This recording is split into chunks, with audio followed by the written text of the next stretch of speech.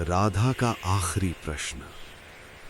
कहते हैं द्वारिका के राजमहल के शोर, आभा और महिमा के बीच एक दिन एक शांत सौम्य स्त्री आई।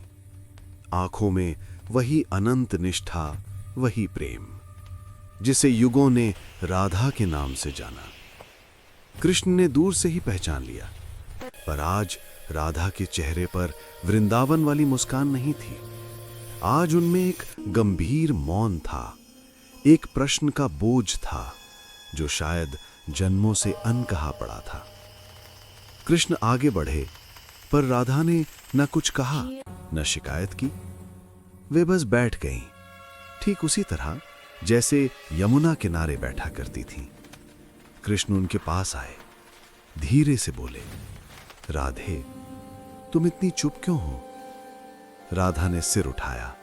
उनकी आंखों में शांति थी, पर एक खोज भी। और उन्होंने पूछा, वो प्रश्न जिसने स्वयं कृष्ण को मौन कर दिया। कान्हा, एक बात बताओ, क्या मैं तुम्हारे भाग्य में लिखी थी? कृष्ण स्तब्ध रह गए। समय जैसे ठहर गया।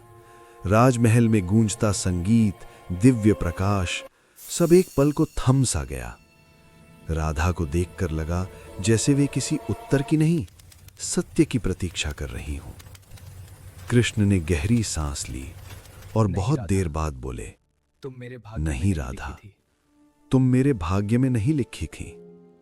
राधा की पलकों में कोई हलचल नहीं हुई, जैसे वे ये उत्तर पहले से जानती हों।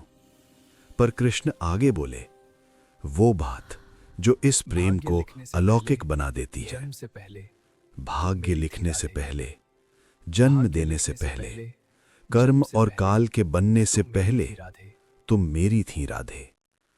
तुम भाग्य में नहीं लिखी गई, भाग्य तुम्हारे नाम से शुरू होता है। राधा की आंखें बंद हो गईं। उनके चेहरे पर अजीब सी शांति उतर आई, जैसे किसी अधूरी यात्रा को आज पूर्णता मिल गई हो। और कहा जाता है, उसी पल राधा का पृथ्वी पर अंतिम मौन शुरू हुआ, क्योंकि अब पूछने को कुछ नहीं था, चाहने को कुछ नहीं था, और पाने के लिए कृष्ण का उत्तर ही पर्याप्त था। वे मुस्कुराईं और बस इतना कहा, तब अब मैं पूर्ण हूं कान्हा। और यहीं इस एक संवाद में राधा और कृष्ण का अनंत प्रेम मंत्र बनकर, इतिहास बनकर युगों के पार अमर हो गया।